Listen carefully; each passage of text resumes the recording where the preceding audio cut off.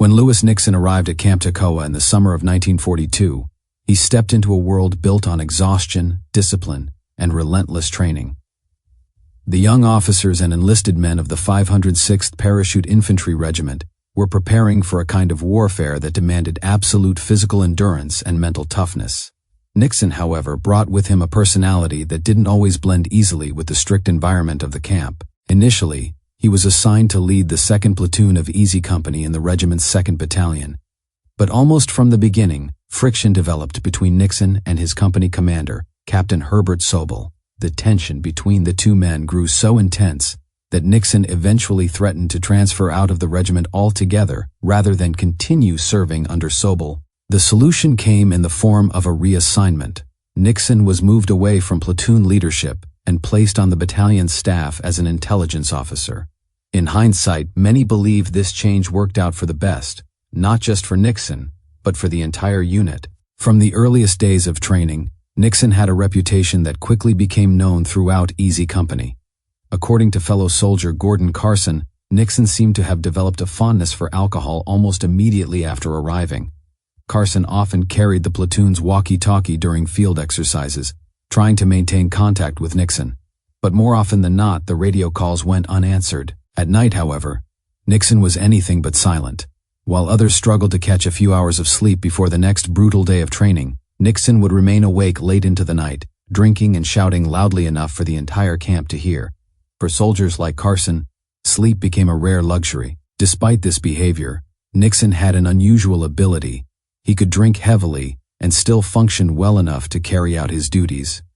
During the large-scale Tennessee maneuvers, Carson grew frustrated with the training and openly complained that some of the exercises felt less useful than what he had learned years earlier as a Boy Scout. Nixon didn't appreciate the remark. Turning toward Carson, he issued a blunt warning. If he heard one more complaint, Carson would spend the next week on kitchen duty and digging ditches. The threat was enough to silence him. Part of Nixon's ability to bend the rules came from his background. He came from a wealthy and well-connected family. In fact, the town his family came from in New Jersey had been named after his grandfather. Nixon moved comfortably among influential people, and that background sometimes gave him a level of freedom that others didn't enjoy. His personal life was equally colorful. He had a reputation for charming the Red Cross volunteers who worked with the troops. While stationed in England, Nixon even maintained his own private apartment, something of a rarity for soldiers preparing for war. According to Carson, there was almost always a woman staying there.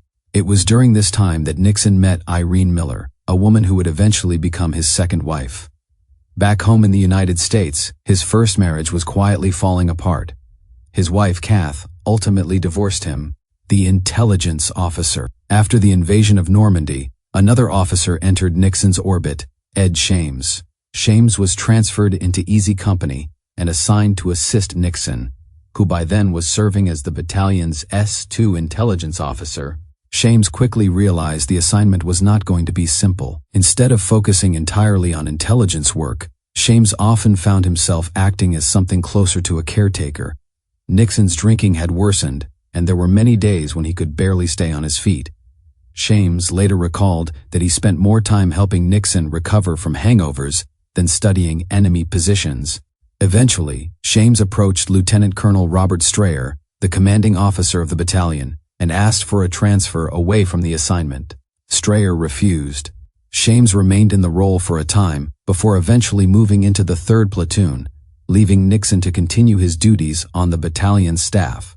Trouble at headquarters. For a while, Nixon managed to maintain his position despite his habits, but even his connections and abilities couldn't protect him forever. Colonel Robert Sink, the commander of the 506th Regiment, eventually grew tired of the incidents and disruptions caused by Nixon's behavior at regimental headquarters. After one episode too many, Sink made a decision: Nixon would be demoted. But Sink didn't necessarily want to lose him completely. Nixon was still capable, and his experience could be valuable. So Sink approached Major Dick Winters, who had by then become the commanding officer of the 2nd Battalion. Sink gave Winters a choice. If Winters was willing to take Nixon onto his staff as the battalion's operations officer, the S3, then Nixon could stay with the regiment. Otherwise, he would be transferred out. Winters didn't hesitate. Nixon had been one of his closest friends Since the early days of Easy Company, if there was a way to keep him in the unit, Winters was more than willing to make it happen. The quiet days in Berchtesgaden. By the time the war in Europe was coming to an end, Easy Company found itself in an unexpected place. Berchtesgaden, the mountain region in southern Germany that had served as one of Hitler's personal retreats. For the soldiers who had endured years of combat, the area felt strangely peaceful. There were few battles left to fight. Instead, the men occupied buildings, explored abandoned homes, and occasionally stumbled upon unexpected treasures left behind by fleeing German officials. Some of the discoveries were unusual. Alton Moore ended up with several of Hitler's personal photo albums. Dick Winters himself found a set of ornate silverware, which he later divided between himself and his friend Harry Welsh. But the greatest treasure of all, at least from Nixon's perspective, was something else entirely. It was liquor.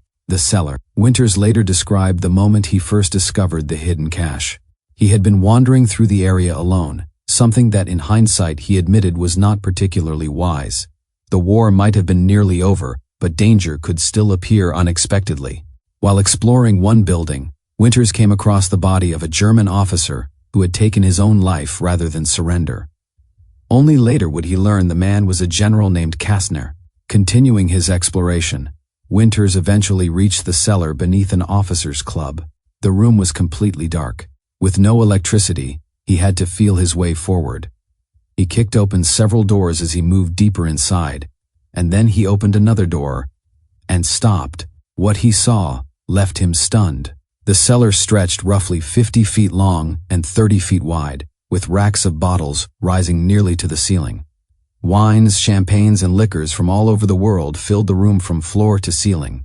The estimate later suggested there were around 10,000 bottles stored there. Winters immediately posted guards to protect the cellar.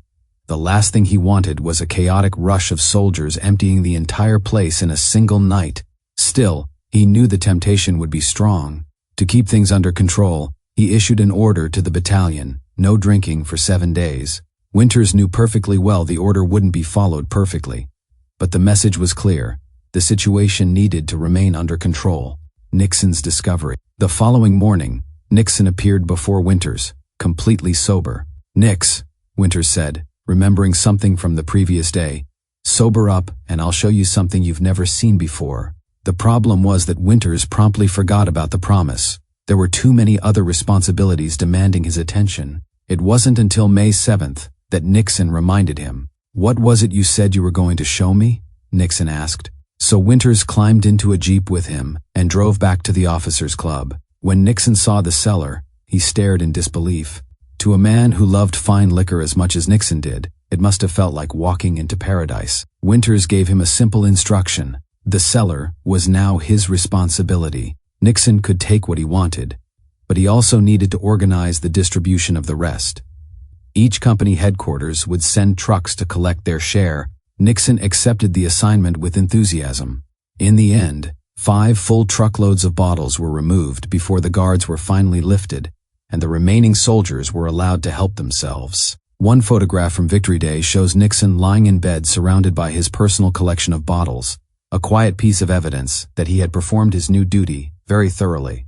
The Golden Age. Private First Class David Webster later wrote about the experience in his memoir, Parachute Infantry. He described the night the soldiers rushed toward the wine cellar like treasure hunters.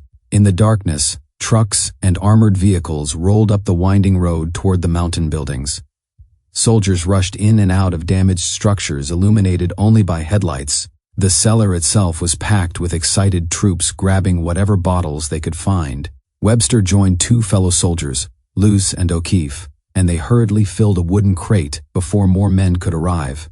Yet Webster noticed something strange. Much of the champagne stored there seemed surprisingly ordinary, bottled in the late 1930s and lacking the rare brands he expected to find. He wondered why someone as powerful as Hitler would keep such unimpressive stock. What Webster didn't realize at the time was that Nixon had already visited the cellar earlier and had carefully selected the finest bottles for himself and the battalion staff. In a quiet, almost playful rivalry, the Yale-educated Nixon had simply beaten the Harvard-educated Webster to the best drinks in the house.